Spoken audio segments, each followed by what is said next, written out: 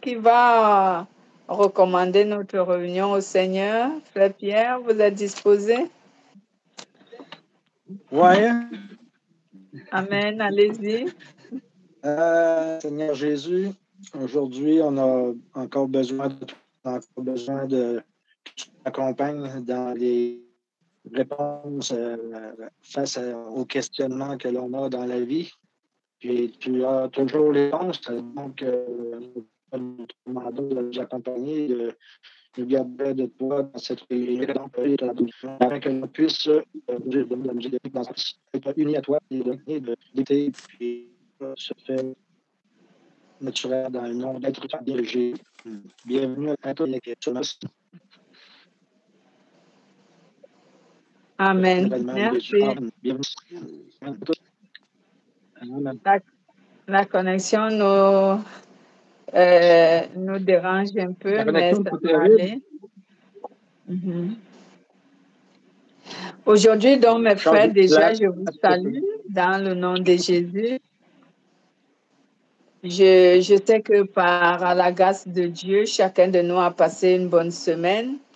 J'aime souvent être positive, c'est-à-dire faire comme la femme tsunamite. Même quand il y a un problème, je dis tout va bien parce que Jésus est vivant. Tout va bien parce que je sais que le Seigneur est au contrôle et tout ce qui peut arriver est pour notre bénédiction. Tout ce qui peut arriver est pour notre gloire. Qu'il soit glorifié Jésus notre Père. Aujourd'hui, nous allons parler d'un autre thème que le Saint-Esprit nous a donné, la foi vivante et la foi morte. La foi vivante et la foi morte. Nous avons tiré ce thème du livre de Jacques, toujours, chapitre 2, 14 à 26. Le livre de Jacques, chapitre 2, autant pour moi, versets 14 à 26. Qui fait la lecture? Je peux faire ça. Allez-y. OK. Alors, Jacques, chapitre 2, 14. Mes frères, que sert-il à quelqu'un de dire qu'il a la foi s'il n'a pas les œuvres? La foi peut-elle le sauver? Si un frère ou une sœur sont nus et manquent de nourriture à chaque jour, et que l'un d'entre vous lui dise, allez en paix, chauffez-vous et vous rassasiez, et que vous ne leur donniez pas ce qui est nécessaire au corps, à quoi cela sert-il? Il en est ainsi de la foi, si elle n'a pas les œuvres, elle est morte et elle-même en elle-même. Quelqu'un dira, toi, tu as la foi, et moi j'ai les œuvres. Montre-moi ta foi dans les œuvres, et moi je te montrerai la foi par mes œuvres. Tu crois qu'il y a un seul Dieu, fais bien. Les démons le croient aussi et ils craignent. Veux-tu savoir, ô homme vain, que la foi sans les œuvres est inutile? Abraham, notre père, ne fut-il pas justifié par les œuvres lorsqu'il offrit son fils Isaac au autel? Tu vois que la foi agissait avec ses œuvres et que par les œuvres, la foi fut rendue parfaite. Ainsi s'accomplit ce que l'Écriture. Abraham crut à Dieu et cela lui fut imputé à justice et il fut appelé ami de Dieu. Vous voyez que l'homme est justifié par les œuvres et non par la foi seulement. Amen. Amen. Que Dieu soit glorifié. L'homme est justifié. Vous voyez que l'homme est justifié. Vous avez continué. Votre Bible s'arrête là? Je vais lire le dernier verset. C'est quoi? Verset jusqu'au verset 26. OK. Alors, vous voyez, je reprends à 24. Vous voyez que l'homme est justifié par les œuvres et non par la foi seulement. Rahab, la prostituée, ne fut-elle pas également justifiée par les œuvres lorsqu'elle reçut les messagers et qu'elle les fit partir par un autre chemin? Comme le corps sans âme est mort, de même la foi sans les œuvres est morte. Amen. Amen. Soyez bénis, merci. Merci pour la lecture. Donc, vous voyez, bien-aimés, ici, la parole de Dieu nous parle de la foi morte et la foi vivante. Pourquoi on peut dire qu'il y a une foi vivante et une foi morte? C'est à partir des œuvres que le croyant accomplit. Mais déjà, je vous donne une autre définition de la foi. Certainement pas de la manière que vous avez l'habitude de l'écouter. Donc, je vous donne une autre définition de la foi.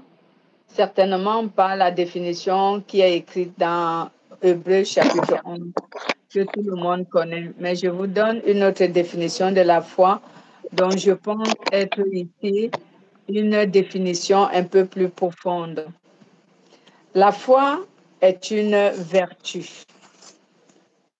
La foi est une vertu suscitée dans l'âme du croyant par le Saint-Esprit, à travers laquelle le croyant croit en Dieu,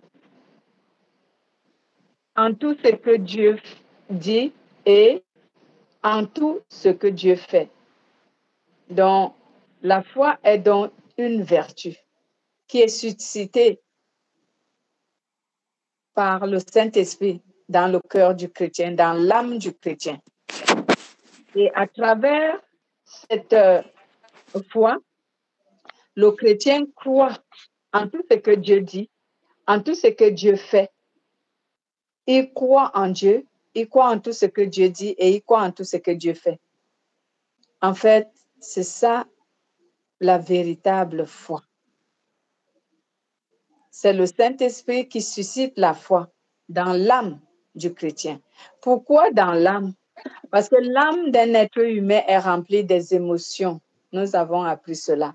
Donc, pour que notre âme soit influencée, il faut bien que le Saint-Esprit y suscite la véritable foi, la foi vivante. Il faut qu'il suscite cette foi dans notre âme. Sinon, notre âme va vraiment nous amener à la dérive parce qu'elle va susciter le négatif en nous, ce qu'on appelle ici la foi morte. On va mieux comprendre cela en progressant. Donc, retenez, parce que souvent, on nous dit la foi est une ferme assurance des choses qu'on croit et une démonstration de celles qu'on ne voit pas. Tout le monde connaît ça de la tête, mais les gens ne comprennent pas le véritable sens de cette définition. L'assurance des choses qu'on espère, c'est quoi? C'est que oui, tu fais confiance en Dieu, que ce que tu espères, Dieu le disposera en ta faveur. La démonstration de ce que tu ne vois pas, c'est que arrivé à un moment, Dieu va accomplir ce qu'il faut pour ta vie. C'est sur cette définition que beaucoup de gens se sont accrochés pour définir leur foi. Et c'est une foi, c'est une définition qui amène les chrétiens à comprendre la foi comme si la foi n'avait pas d'exigence, comme si la foi n'était que quelque chose qui, en fait, je répète ce mot, qui n'exige rien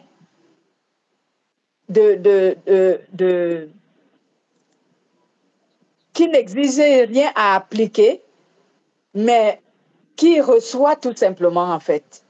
Donc, les gens ont défini, ils ont pris cette définition comme si la foi n'était que là pour offrir. Mais elle ne réclame rien, mais c'est faux. La foi n'est pas que là pour offrir. La foi aussi réclame des choses qui la vivifient. La foi réclame les actes qui l'immortalisent et qui fait en sorte qu'elle demeure vivante.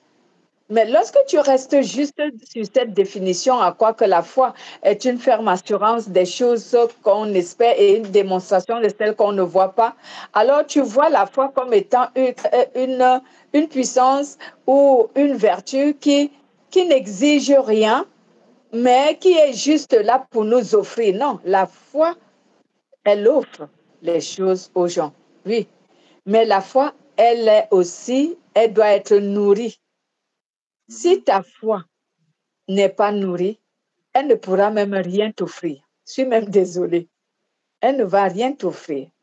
Donc, c'est pourquoi j'ai pris la peine de constituer une autre définition qui peut nous amener à comprendre que non seulement la foi a à offrir, mais la foi doit aussi se nourrir.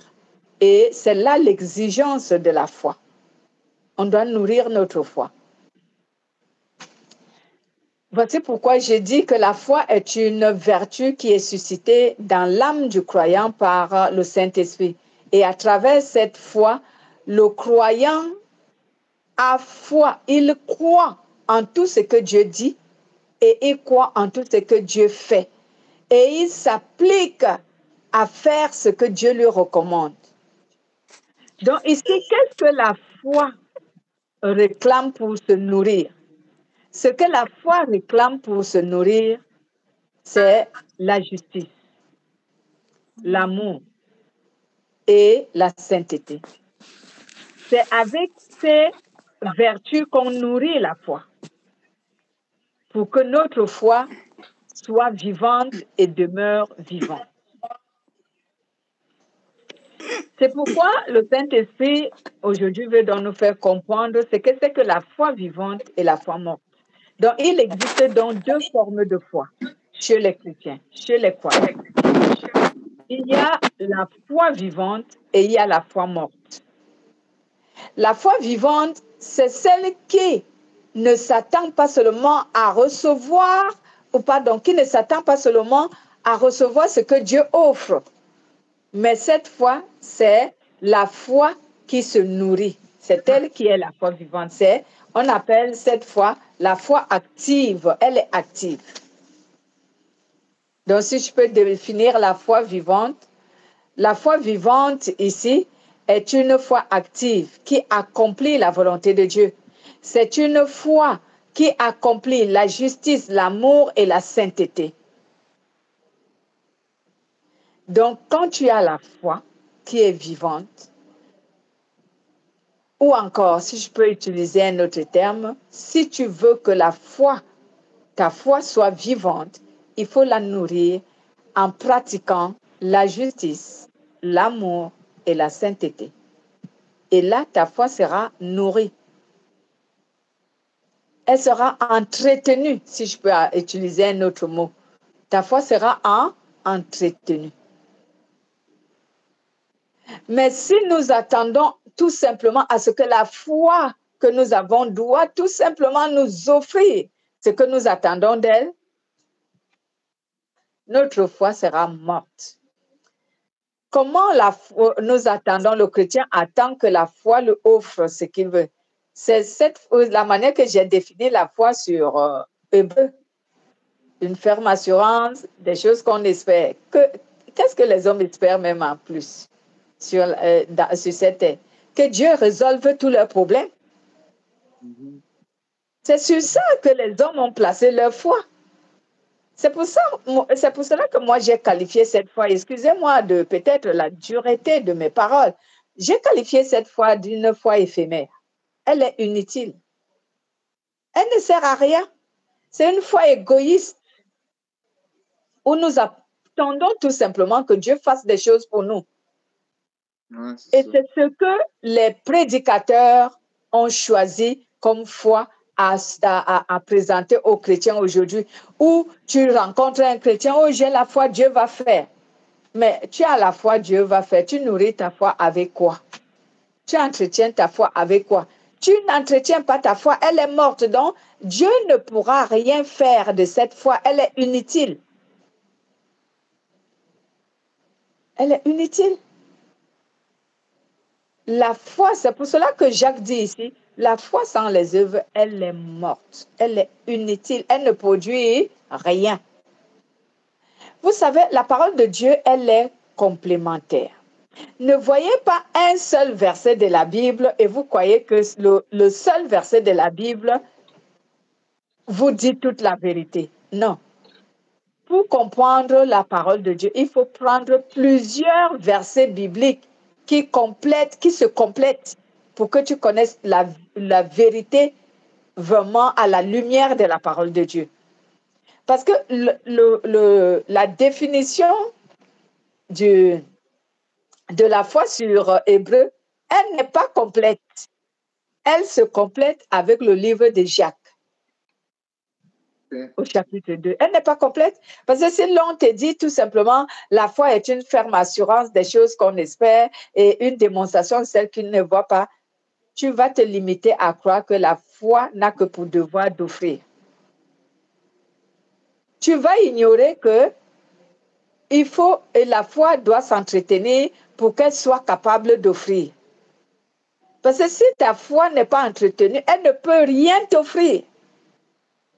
Même si j'aimerais dire de manière facile, j'aimerais dire que même si tu as la foi, que tes difficultés que tu as, Dieu va les résoudre. Si tu n'entretiens pas ta foi avec l'obéissance, la sainteté, l'amour, la justice, Dieu ne va pas résoudre tes problèmes. C'est pour cela qu'on dit que la foi sans les œuvres, elle est morte. Donc, les œuvres que nous devons manifester, qui attestent que notre foi est vivante, c'est que nous devons pratiquer la justice de Dieu, nous devons pratiquer l'amour, nous devons pratiquer la sainteté. Et ainsi, notre foi est vivante, elle est active. Et c'est elle qui pousse Dieu à réagir pour nous offrir ce que nous voulons. Je vais prendre un exemple biblique que certains prédicateurs présentent souvent aux chrétiens, mais de manière flatteuse, comme s'il n'y avait aucun effort à fournir sur cet exemple. Cette femme a fourni des efforts. La femme qui avait eu les pertes de sang pendant 12 ans. On présente cette défense de cette femme comme si c'était quelque chose de facile et que cette femme n'avait fourni aucun effort. C'est juste parce qu'elle avait cru et le Seigneur lui a donné la guérison. Mais c'est faux. Il faut bien lire cette parole. La Bible déclare que cette femme avait d'abord fourni certains efforts en dépensant son argent et tout chez des médecins pour trouver la santé. Elle n'avait pas trouvé. Alors, quand elle a appris que Jésus guérit les gens, qu'est-ce qu'elle a fait? Elle a d'abord pris une résolution dans son cœur qu'il faut qu'elle rencontre Jésus. Première chose, est-ce que lorsqu'on parle de rencontrer Jésus, est-ce qu'on comprend vraiment ce que c'est qu'un être humain veut rencontrer Jésus? Ce n'est pas une simple confession des lèvres. C'est que tu dois disposer ton cœur pour que Jésus y entre. Et pour disposer le cœur pour que Jésus entre, il faut bien que tu écoutes la parole de Dieu et que tu la comprennes. Ce sont des efforts à fournir. Ce n'est pas un claquement de doigts que ça se fait pas dans un claquement de doigts. La Bible déclare dans le livre des évangiles du semeur, quelqu'un qui avait semé les grains le long des rues, sur les pierres, sur certains qui sont tombés sur les pierres, d'autres sur les épines, et donc il fait allusion aux différentes sortes de cœurs qui reçoivent la parole de Dieu. Donc il y a beaucoup de cœurs qui ne sont pas disposés, bien disposés selon la volonté de Dieu. Donc, si cette femme a pris la résolution de rencontrer Jésus, c'est que son cœur avait une bonne disposition. C'est d'abord ça, le premier effort que cette femme-là a fourni. Et secondo, cette femme a décidé que peu importe où se trouve Jésus, il faut qu'elle y soit. Deuxième effort. Et elle était malade, figurez-vous. Être malade veut dire que tu transportes tous tes péchés. Parce que ce sont les péchés qui rendent malade. Être malade, symboliquement, de manière spirituelle, veut dire que tu es un pécheur, tu transportes tous les péchés. Jésus a dit, je ne suis pas venu pour les bien portants, mais je suis venu pour les malades. Cela veut dire pour les pécheurs. Je ne suis pas venu pour les justes, je suis venu pour les pécheurs. Donc, quand on dit que tu es malade spirituellement, on veut dire que tu es un pécheur. Donc, cette femme-là transportait tous ses péchés. Lorsqu'on va vers Jésus avec tous ses péchés, on est incapable de faire un pas vers Jésus. Parce que le péché nous empêche. Le péché est lourd.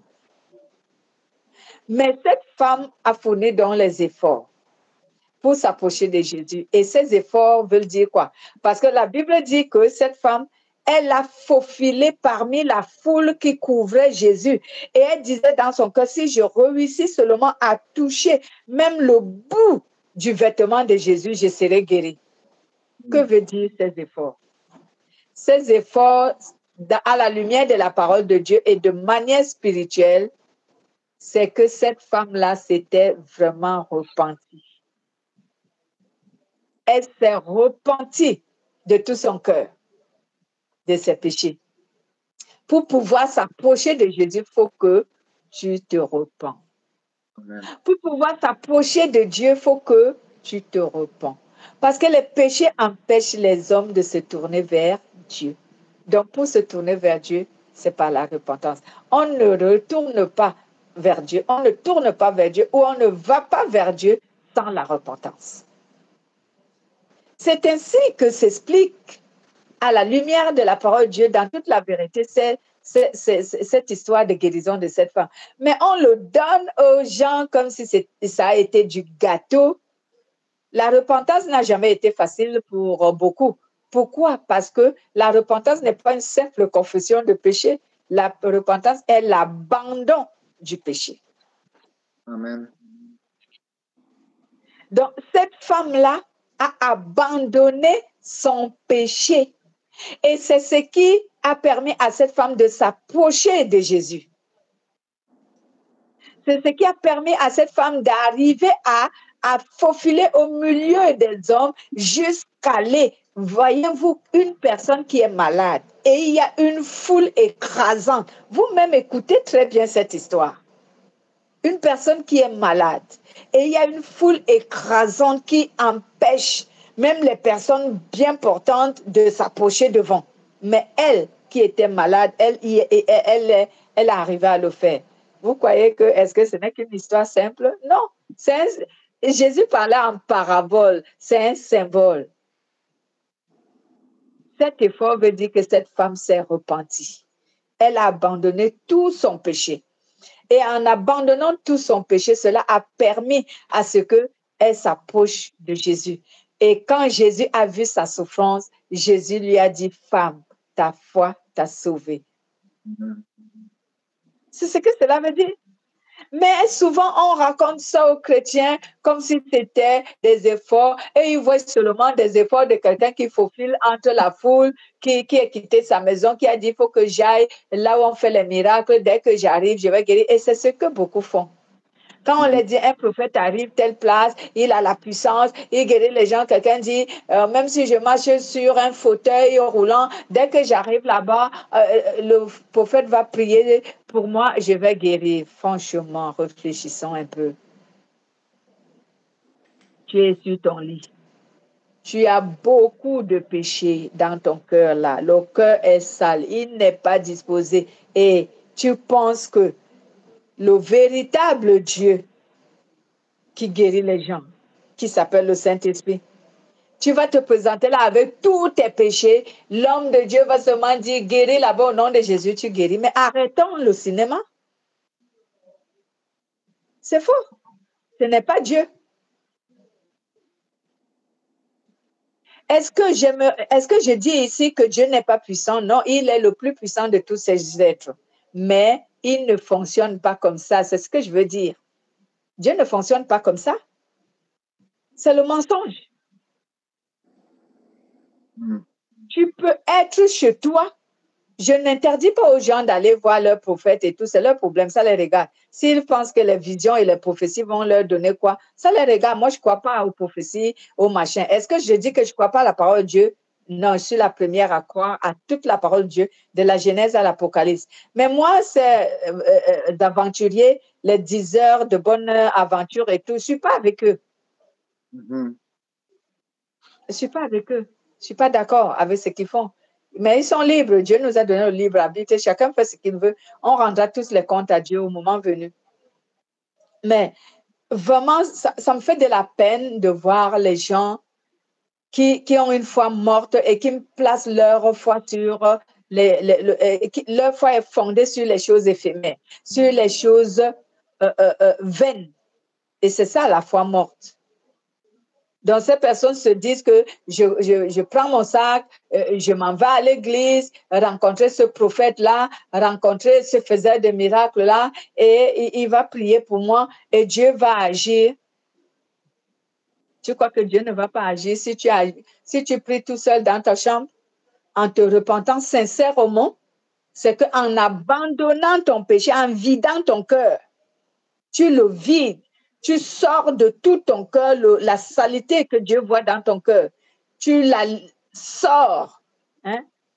Tu rejettes tout ça que Satan a rempli dans ton cœur et que tu as accepté de conserver comme péché. Tu dégages tout ça de ton cœur. Dieu va réagir même si tu es seul dans ta chambre. La Bible déclare que Dieu entend les cris des malheureux. Pourquoi vous avez besoin d'aller chez les faiseurs de miracles? Franchement, Dieu écoute la voix de tout le monde. J'ai souvent enseigné que quand un être humain se met à prier Dieu, même s'il est le plus pécheur du monde, Dieu l'entend. La seule chose qui se passe, c'est qu'il ne sera pas exaucé. Mais Dieu entend ce qu'il dit. Dieu entend la prière de toute personne, même les satanistes. Quand ils se tournent à prier Dieu, Dieu entend ce qu'ils disent. Même quand bien même les satanistes prient Satan, Dieu entend ce qu'ils disent. Mais la seule chose, c'est que Dieu ne les exauce pas. C'est ça. Donc, si Dieu entend tout le monde, il entend chaque prière, qu'elle soit faite dans le cœur, qu'elle soit des murmures, qu'elle soit des paroles ouvertes. Dieu entend. Et si ton cœur est disposé, Dieu, il agit en ta faveur. Tu n'as pas besoin d'aller voir un faiseur de miracles. Amen. Tu n'as pas besoin d'aller le voir. Mais la foi morte, elle fait croire aux gens que non, il y a seulement certains qui sont définis à avoir la puissance de Dieu. Mais bon Dieu, la puissance de Dieu, c'est le Saint-Esprit. Vous croyez que la puissance de Dieu est où? Dieu est dans le monde. Et c'est lui qu'on appelle le Saint-Esprit. Et c'est lui la puissance. Vous voulez qu'il agisse en vous? Cherchez-le. Arrêtez d'aller chercher les hommes croyant que c'est eux qui sont habilités à le faire. Dieu le fait. Le Saint-Esprit le fait. En faveur de tout le monde, il suffit que tu aies une relation avec lui. Et tout ce que tu demandes, il le fait. Et il le fera. Il le fera. Donc, la foi vivante, comme on disait ici, c'est une foi active qui accomplit la volonté de Dieu. C'est une foi qui accomplit la justice, l'amour et la sainteté. Par contre, la foi morte n'accomplit aucune volonté de Dieu. La foi morte, elle est comme une foi, c'est une foi égoïste. C'est une foi qui désire tout simplement offrir et recevoir. Mais elle n'offre pas. Donc, je vais utiliser un autre terme. La personne qui est motivée par la foi morte ne sait pas offrir. C'est une personne qui sait seulement recevoir. Donc, elle est égoïste. Et c'est ça la foi morte. Elle est égoïste. La foi morte n'offre pas. La foi morte n'a pas la justice. Si un chrétien a la foi morte, il ne pratique pas la justice de Dieu. Il ne pratique pas l'amour. Il ne pratique pas la sainteté. C'est pour cela que Jacques a dit ici, si tu crois que ce que je dis n'est pas vrai, que la foi sans les œuvres, elle est morte, montre-moi ta foi sans les œuvres et moi, je te montrerai ma foi avec les œuvres. Et on verra quelle est la véritable foi. Donc, la foi sans les œuvres, elle est inutile. C'est une foi égoïste. Elle est fondée sur le monde. Et la majorité des êtres humains qui sont ou qui se disent chrétiens dans le monde ont la foi morte. Parce qu'ils n'aiment pas offrir. Ils aiment tout simplement recevoir. Dieu donne. Dieu donne. Dieu donne. Je suis malade, Dieu va me guérir. Je manque de ça, Dieu doit donner. J'ai besoin de ci, Dieu doit donner. Mais Dieu veut que cette foi que tu dis que tu as, parce que en d'autres termes, la foi veut aussi dire la confiance. Dieu veut dire ici que la confiance que tu dis que tu as en Dieu, entretiens-la un peu. Dieu veut que tu entretiennes cette confiance. Cette confiance, c'est juste à sens unique. Dieu doit tout simplement offrir. Mais toi, tu fais quoi pour entretenir cette confiance? Donc, elle a sens unique. Et c'est ça, la foi morte. La foi morte est une foi à sens unique. Elle reçoit, mais elle n'offre pas. Elle ne donne pas. Elle est morte. Et c'est pour cela que Jacques a pris l'exemple d'Abraham. Il a dit, Abraham a cru en Dieu et cela lui a été compté comme justice.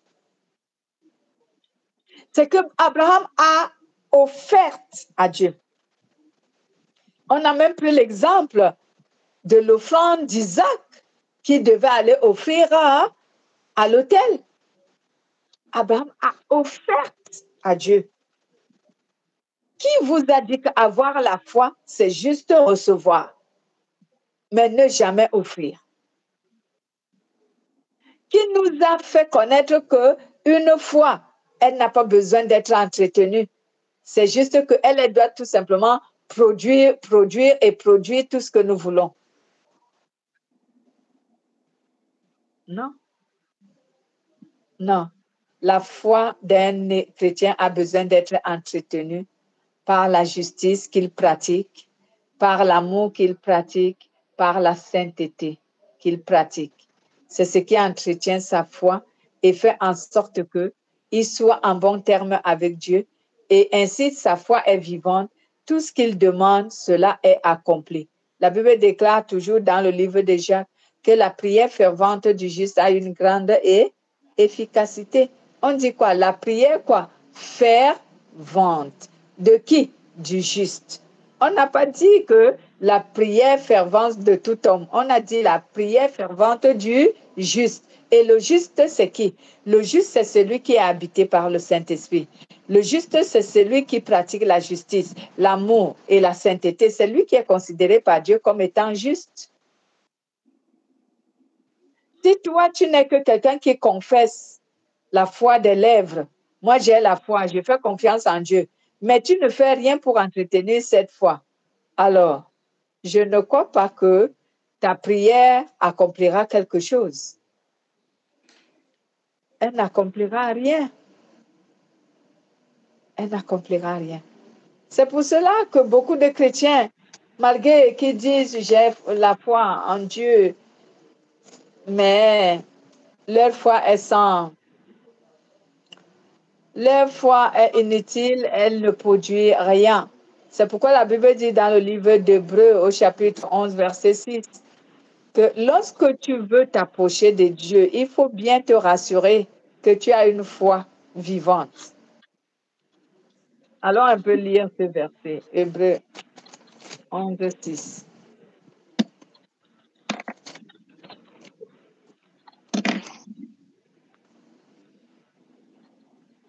Hébreux 11, 6.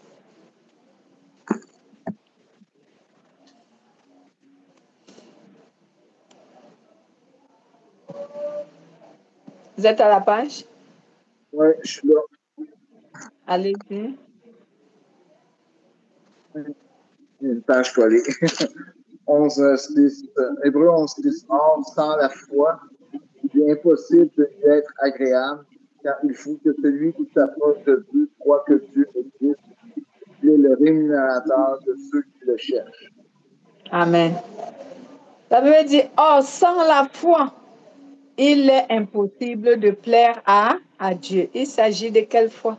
Il s'agit de la foi vivante, la foi active, celle qui produit la volonté de Dieu. C'est de cette foi qu'on parle On ne parle pas de cette illusion que nous avons et dont nous considérons comme étant la foi juste parce qu'on croit que Dieu va résoudre mes problèmes. Mais qu'est-ce que je fais pour amener Dieu à résoudre mes problèmes? Dieu attend que j'assume une quelconque repentance véritable pour l'amener à résoudre mes problèmes. Mais moi, je suis dans mon péché, je ne m'ennuie pas, je suis zen dans mon péché et j'attends quand même que des difficultés que j'ai, Dieu doit les résoudre. Mais entre nous, moi, mes bien-aimés, réfléchissons un peu entre nous. Si tu étais à la place de Dieu, quelqu'un qui ne croit qu'il n'a besoin de toi que lorsque toi, tu dois faire des choses pour lui. Et même le peu que tu lui demandes, fais ceci pour que je parvienne à t'aider, il ne fait pas. Comment tu pourras l'aider? Il ne te facilite pas le travail pour que tu puisses l'aider. C'est ce que nous faisons à Dieu. On ne facilite pas à Dieu le travail. On veut qu'il assume toute la responsabilité, celle qui est la nôtre et celle qui est la sienne. C'est Dieu qui doit obéir à lui-même à notre place. Et c'est lui encore qui doit nous délivrer. Franchement, quel égoïsme. C'est pas correct. Il faut que Dieu obéisse à lui-même à notre place. Il faut que Dieu se rende saint à notre place. Il est déjà saint. C'est nous qui recherchons la sainteté. Dieu, lui, il est saint. Dieu veut que nous assumons une quelconque responsabilité qui lui permet de nous venir en aide sur tout ce que nous voulons. Donc, pour faciliter, il y a même un adapt naturel que nous utilisons souvent qui dit l'homme propose et Dieu dispose. Alors, vous croyez que Dieu va disposer les choses si toi, tu n'as rien proposé? Il faut d'abord proposer. Et cette proposition, c'est que il faut que tu pratiques la justice, il faut que tu pratiques l'amour, il faut que tu pratiques la sainteté. Et alors, Dieu va disposer pour toi ce que tu veux. La justice va produire ce que tu veux. L'amour que tu pratiques va produire ce que tu veux. La sainteté que tu pratiques va provoquer le miracle que tu veux. Quoi, vous voulez que Dieu fasse une baguette magique? Non. Non, Dieu ne fonctionne pas comme ça. C'est pourquoi je dis souvent, quand on connaît comment Dieu fonctionne, on est le croyant le plus heureux au monde. Parce qu'on comprend facilement Dieu. Dieu ne peut pas faire tout à notre place. Oui, il est bienveillant, il est Dieu. Il est capable. Je ne parle pas d'incapacité. Non, Dieu est capable de faire tout. Tout. Il est capable d'obéir même. Si c'était un humain, il est capable. D'abord, il a été humain ici. Il a obéi à son Père comme il se devait. Il nous a montré un exemple. Mais maintenant, il ne s'agit plus de lui qui doit obéir parce qu'il n'est plus dans la peau d'un humain. Il s'agit de nous qui devons obéir maintenant. Ce n'est plus lui. Donc, on doit faire ce qu'il veut pour lui faciliter le travail dans notre vie. Arrêtons de croire que lui seul doit obéir et lui seul doit nous délivrer. Nous, on croise les bras et on attend. On reste dans notre position. J'ai souvent l'habitude de dire tout être humain veut gagner la vie éternelle, mais personne ne veut quitter le péché. Donc, ils veulent gagner la vie éternelle avec le péché. Dieu a dit que c'est impossible. Ça ne peut pas se faire. Mais quand tu dis à un être humain, abandonne le péché, il ne veut pas, il s'y plaît tellement, il ne veut pas. Mais néanmoins, il songe et il croit même. Et même il tient Morbucus qui va avoir l'éternité. Comment? Comment? Comment tu vas l'avoir? Les lois sont établies. Respectez-les. Marchez selon ces lois. Donc, Abraham s'est levé un beau jour. Dieu l'ayant demandé une offrande. Abraham a dit, c'est Dieu qui m'a donné. Alors, s'il me demande de lui rendre ce qu'il m'a donné, je m'en vais lui donner. Et il est allé pour sacrifier son fils. Et Dieu a vu le cœur d'Abraham, qu'il était prêt à mettre le couteau sur la gorge de son fils. C'est ça, la foi avec les actes, la foi vivante. Dieu ne va pas te dire, oh, offre-moi telle chose Hein? D'abord, il nous dit de lui offrir nos membres en sacrifice. C'est qu'on doit lui obéir. Ça nous dépasse. Et quelquefois même, on ne veut pas. Nous ne voulons pas. La Bible dit cela dans Romains chapitre 12, au verset 1er jusqu'au verset 2. Disons un peu. Dieu nous dit de lui offrir nos membres comme un sacrifice vivant, mais on ne veut pas. On ne veut pas le faire. Mais nous disons quand même que nous avons la foi. Quelle foi? Une foi égoïste qui n'attend que à recevoir. Ce n'est pas une foi, c'est une foi morte et elle est inutile pour Dieu. Je vous exhorte donc, frères, par les compassions de Dieu, à offrir vos corps comme un sacrifice vivant, saint, agréable à Dieu, ce qui sera de votre part un culte raisonnable. Continuez au verset 2. Ne vous conformez pas au siècle présent, mais soyez transformés par le renouvellement de l'intelligence, afin que vous discerniez quelle est la volonté de Dieu, ce qui est bon et agréable et parfait. Mm-hmm. Donc, il nous dit ici que nous devons lui offrir nos membres. C'est que notre cœur. Il dit, je vous exhorte donc, frères, par la compassion de Dieu, à offrir vos corps comme un sacrifice vivant, saint, agréable à Dieu, ce qui sera pour votre part un culte raisonnable. Donc même lorsque nous disons que nous rendons des cultes à Dieu, lorsque notre corps, dans notre cœur, n'est pas offerte à Dieu en sacrifice, notre culte est vain. Il n'est pas agréé. J'ai dit un jour à mes fidèles, je leur ai dit que vous savez qu'il y a des cultes dont Dieu n'agrée pas. Il y a les gens qui se rassemblent souvent. Les dimanches ou les jours ordinaires, ils disent qu'ils rendent un culte à Dieu. Mais ces cultes-là, s'ils pouvaient voir réellement ce qui se passe, Dieu ne l'agrée pas. Donc Dieu ne l'accepte pas. Pendant que vous êtes là, vous êtes en train de vous mouvementer, vous chantez, vous adorez, vous louez, vous criez, vous chassez les démons, vous croyez que Dieu est avec vous. Dieu n'agrée rien de tout ce que vous êtes en train de faire. Donc tout ce que vous êtes en train de faire, c'est comme les simples mondains qui sont en train de jouer une scène de théâtre. Dieu n'agrée rien. Il n'accepte pas. À quoi donc bon, bien-aimé? Cela servirait-il à quelqu'un de quitter chez lui? Aller à soi-disant un culte que Dieu n'approuve pas, que Dieu n'agrée pas, que Dieu n'accepte pas. Même la louange qui vient de là-bas, il ne veut pas entendre. C'est à ses oreilles comme une cacophonie. Parce que vous savez, lorsque les pécheurs chantent, lorsqu'ils louent Dieu, lorsqu'ils font tout leur cérémonial qu'ils font, soi-disant qu'ils en sont en train d'adorer Dieu, ça sonne aux oreilles de Dieu comme une cacophonie. Donc, c'est comme quelqu'un qui a placé un tonneau vide devant toi et il ne fait que taper dessus, ça te fait mal. Tu aimerais même lui dire que, pardon, arrête de taper parce que je me sens mal. C'est comme ça que certains de nos cultes sont devant Dieu. Oh Seigneur, pitié, pardonne-nous. Oui, certains de nos cultes sont comme ça devant Dieu.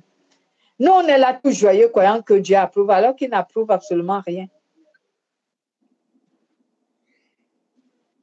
Et oui, c'est ça. Oh Seigneur, pardonne-nous. Vraiment, pardonne-nous.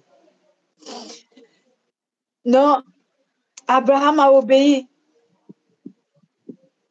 à Dieu et c'est ce qui montre qu'il avait confiance en Dieu. Et même Dieu l'a traité. Dieu lui a dit qu'il est son ami. Dieu a dit à Abraham, tu es mon ami. Dieu l'a pris comme ami. Pourquoi? Parce que Abraham posait des actes qui montraient à Dieu qu'il l'aimait. Abraham posait des actes qui montraient à Dieu qu'il avait confiance en lui. Toi, tu dis tu as la foi. Ce qui veut dire tu as confiance en Dieu. Mais quels sont les actes que tu poses qui définissent, qui attestent devant Dieu que tu aimes Dieu, que tu as avec lui? aucun acte de justice, aucun acte d'amour, aucun acte de sainteté. Mais tu dis que tu es la foi. Elle est fondée sur quoi, ta foi? Sur quoi elle est fondée? C'est dommage, vraiment pour nous les chrétiens. Mais je prie cependant pour tous ceux qui ont la foi morte, qu'ils écoutent cette parole, qu'ils se repentent sincèrement. Et Dieu les amènera à avoir une foi vivante. Parce qu'avoir une foi morte, c'est la perdition. C'est la perdition, avoir une foi morte. Dieu nous a appelés à avoir une foi vivante, une foi bouillante, une foi qui déplace les montagnes. Est-ce que ta foi peut déplacer les montagnes si elle est morte? Un mort peut servir à quoi dans le monde des vivants? Un mort est utile à quoi dans le monde des vivants? À rien. Il est mort. Si notre foi est morte, elle ne sert à rien pour notre christianisme, pour notre relation ou pour notre croyance. Elle ne sert à rien. Elle ne sert à rien.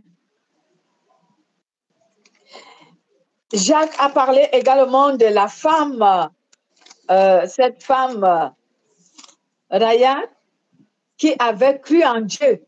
Cette femme qui n'était pas israélite, elle était en danger de mort dans son pays. Mais elle a caché les espions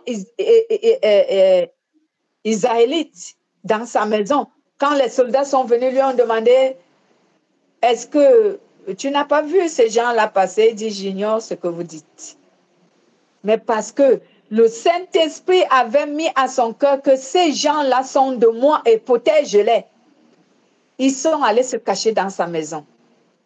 Vous allez me dire, mais cette femme a menti selon la volonté de Dieu. Non, c'est Dieu qui lui a dit de dire qu'elle n'en sait rien. Elle risquait sa vie. Si on avait découvert un temps si peu que ces gens-là étaient cachés chez elle, on allait la décapiter. Mais le Saint-Esprit lui a mis à cœur que ces gens-là, on les poursuit de manière à tort, en fait. On les poursuit à tort. Ils n'ont rien fait de ce qu'on les accuse, donc on ne les livre pas. Et elle a accepté de les cacher. La Bible déclare que c'est par la foi en Dieu qu'elle l'a fait. Donc, elle a fait confiance en Dieu que ces gens-là priaient. Parce qu'elle-même, à cette époque-là, elle n'était pas chrétienne. En fait, elle ne croyait pas en Dieu puisqu'elle ne connaissait pas Dieu. Mais Dieu a inspiré son cœur. C'est pourquoi j'ai dit que la foi est suscitée dans le cœur de celui, d'un croyant ou d'un homme. La foi est suscitée dans le cœur d'un homme par le Saint-Esprit. C'est le Saint-Esprit qui la suscite dans nos cœurs. Mais elle ne peut pas être suscitée si tu n'as pas écouté la parole de Dieu. Cette femme, avant de cacher ses espions, elle a d'abord écouté leur histoire. De quoi on les accusait. Elle les a entendus avant de les cacher. Elle ne les a pas pris comme ça, bêtement, elle les a cachés. Non, elle les a entendus. Pourquoi on vous pourchasse? Qu'avez-vous fait? Et ils l'ont expliqué que notre Dieu, le Dieu d'Israël, le Dieu de Jacob, d'Isaac et d'Abraham, nous a envoyés pour espionner votre pays. Et nous ne sommes pas venus ici de nous-mêmes, on est venus ici parce que nous sommes envoyés par Dieu. Et nous sommes en train de faire notre travail. Mais là, on nous a découvert, on est en train de nous poursuivre. Et elle a compris, elle a écouté cette parole, elle a cru à cette parole. C'est pourquoi elle les a cachés. Donc, tu peux pas non plus avoir la foi si tu n'as pas la parole qui la suscite. Et c'est pourquoi la Bible dit dans le livre de Romains, chapitre 10 au verset 17, que la foi vient de ce que l'on entend. Et ce que l'on entend doit venir de la parole de Jésus-Christ. D'où vient le fondement de la foi vivante et de la foi morte? La foi vivante naît en nous, elle est suscitée en nous par la parole de la vérité que le Saint-Esprit nous prêche. Donc, si un chrétien, un être humain ne reçoit pas une parole de vérité, elle n'aura pas la foi vivante. Parce que sur quelle base sa foi a été suscité. C'est pour cela que le monde aujourd'hui la plupart de chrétiens ont la foi morte parce qu'ils n'écoutent que la parole mensongère. Ce n'est pas la vérité. C'est pourquoi ils croient aux choses inutiles, éphémères du monde. Leur foi est éphémère parce que les paroles qu'ils écoutent sont éphémères. Les paroles flatteuses, menteuses, tromperies, les paroles d'égarement et de la perdition. C'est tout ce qu'on leur donne et c'est sur cela que leur foi est fondée. Mhm. Donc, je peux même dire qu'en d'autres termes, ce n'est même pas de leur faute. Bon, les torts sont partagés parce qu'ils aiment cette parole. Si tu es quelqu'un quand même dont le cœur aime la parole de vérité, si tu écoutes la parole flatteuse, mensongère, 2 fois dessus, tu vas démissionner, tu vas quitter de cette assemblée mensongère pour chercher la vérité. Mais regardons-nous aujourd'hui, le monde entier aime le mensonge. Le monde entier ne court que derrière le mensonge, derrière ces flatteurs, derrière ces adeptes de Satan qui sont doués dans le mensonge. Ce sont eux qu'ils écoutent. Toute la journée, tu trouves quelqu'un qui est derrière ces faux enseignements, qui leur font, en fait, qui leur proposent monts et merveilles. Tu vas guérir sans repentance. Excusez-moi, quelquefois ils ne disent pas ça, mais c'est ce qu'ils veulent dire au fond. Ils ne peuvent pas dire ça ouvertement que tu vas guérir sans repentance. Non, mais c'est ce qu'ils veulent nous faire croire. Tu n'as pas besoin de te repentir, reste dans ton péché, Dieu va te guérir. Il est amour. Ah ouais. Et que Dieu va te guérir. Ouais. Surtout, le mot amour, Dieu est amour. Ne suivez pas ces gens-là qui vous jugent. Ils vous jugent. Dieu ne juge personne, hein, il ne juge personne.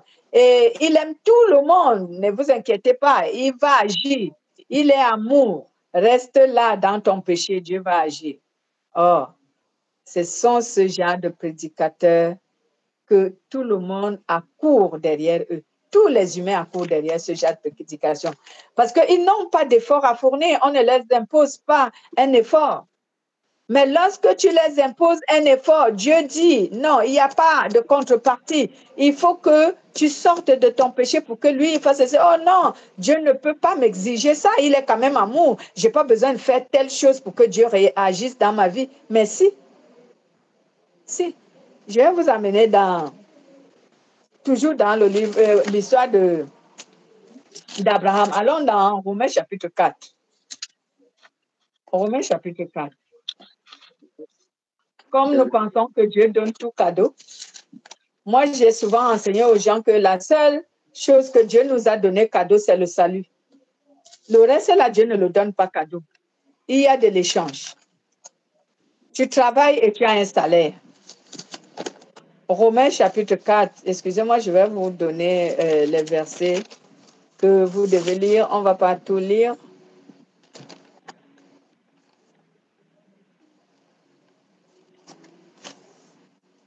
Nous aimons nous illusionner parce que nous voulons la facilité.